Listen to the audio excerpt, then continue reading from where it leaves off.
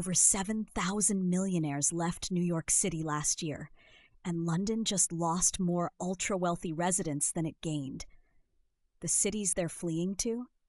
You've probably never considered them as wealth destinations. Here's what nobody talks about. Having prestige doesn't mean having money anymore. The ultra-wealthy are voting with their feet, and they're leaving the world's most expensive cities in historic numbers. I'm analyzing new wealth concentration data across 150-plus global cities, and the pattern is shocking. The cities that should be wealth capitals, they're hemorrhaging millionaires. And the cities nobody expected, they're becoming the new power centers for ultra-high net worth individuals. Let's break down exactly what's happening. First, let's establish baseline. What does millionaire concentration actually mean? It's not just raw millionaire count, it's millionaires per 100,000 residents. This metric matters because it shows you where actual wealth density exists. New York City has approximately 24,000 high net worth individuals. Sounds massive, right? Until you realize that's distributed across 8.3 million people. That's roughly 289 millionaires per 100,000 residents. Now compare that to Singapore. 18,000 high net worth individuals across 5.7 million people. That's 316 millionaires per 100,000 residents. Singapore has higher wealth density than New York, but nobody in America talks about it. But here's where it gets interesting. Monte Carlo has 4,200 millionaires per 100,000 residents. 4,000. That's not a typo. A city of just 36,000 people has the highest concentration of ultra-wealthy on the planet. Why? Because it's literally designed for wealthy tax exiles. Minimum property values, zero income tax, zero inheritance tax. London has been losing millionaires since 2016. After Brexit, the numbers accelerated. Between 2020 and 2023, approximately 9,500 high net worth individuals relocated out of London. Where did they go? Geneva, Dubai, and Singapore absorbed most of them. Paris is experiencing something similar. France's super tax on the wealthy. A 3% annual wealth tax on net assets over 1.3 million has driven an estimated 42,000 millionaires out of France since 2000. That's not a year. That's 2 decades of wealth flight.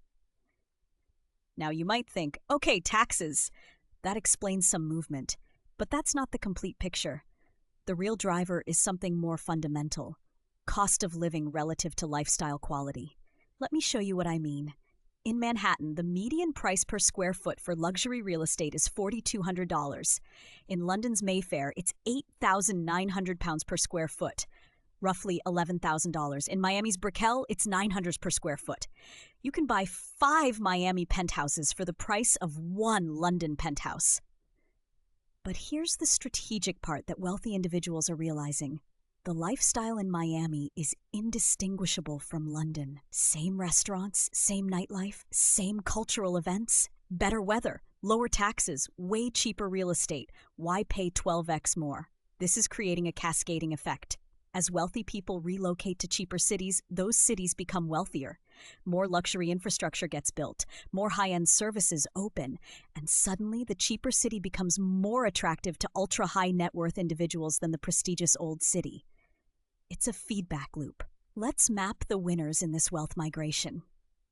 Dubai, zero income tax, zero corporate tax, stable governance, beautiful weather, and critically, no wealth tax. Dubai now hosts approximately 10% of the world's billionaires. That's roughly 80 to 100 billionaires choosing Dubai specifically. Compare that to New York, which has 107 billionaires, but across 8.3 million people. Singapore, similar tax advantages, but with better governance, reputation, and Asian market access. Singapore has approximately 31,000 ultra-high net worth individuals, and it's growing at 8% annually. New York is growing at 2%. Miami. The Miami story is fascinating because it's happening in real time. In 2018, Miami had approximately 8,000 millionaires. By 2023, that number grew to 21,000. That's a 162% increase in just 5 years. Why? Tax incentives. No state income tax in Florida. Remote work enabling wealthy people to leave expensive cities without leaving careers. And aggressive outreach to wealthy Latin American investors. Geneva, still wealthy, but stable, not growing. Why? It's already at maximum wealth density saturation. You can't get wealthier when you're already the wealthiest. Monaco, similar situation. The ultra-wealthy concentrate here for specific reasons, proximity to France and Italy, plus tax optimization. But it's a fixed population. Now let's address the elephant. Why are prestigious cities failing? London, post-Brexit uncertainty, tax increases on foreign earnings, regulatory burdens. The city is still wealthy, but it's no longer the destination. It went from aspirational to residual. New York, progressive tax policy, $3.9 billion in wealth tax proposals, a perception of rising crime affecting billionaire row relocations. New York state taxes hit 14.75% at top rates. Combine that with federal 37% plus 3.8% net investment income tax, and wealthy individuals are paying 56% on certain income types. That's not sustainable for relocation decisions.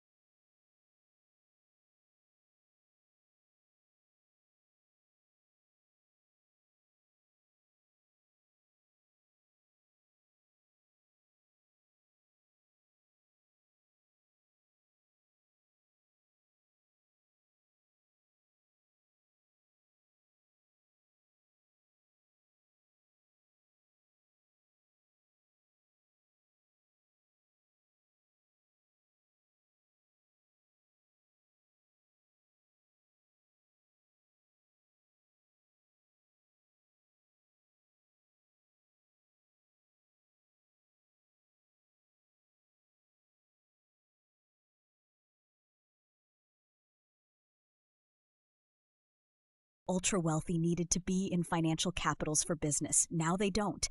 That freed up location choices entirely. If we extrapolate this trend, here's what we expect in the next 5 years. Dubai will become the global billionaire capital. Not aspirational, actual. More billionaires than any other city. Singapore will dominate Asia and capture European wealth migrating east. Miami will become the American wealth capital, potentially surpassing Manhattan in millionaire density by 2027. London and New York remain important but become secondary, places to visit, not live.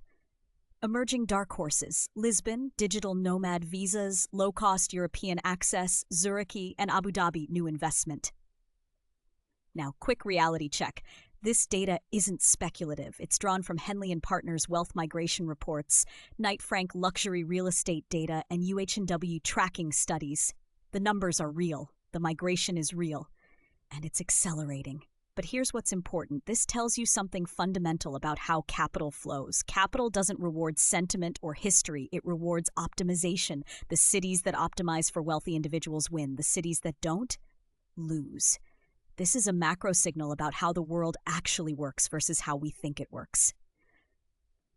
So to answer the original question, which cities have the most ultra-high net worth individuals per capita?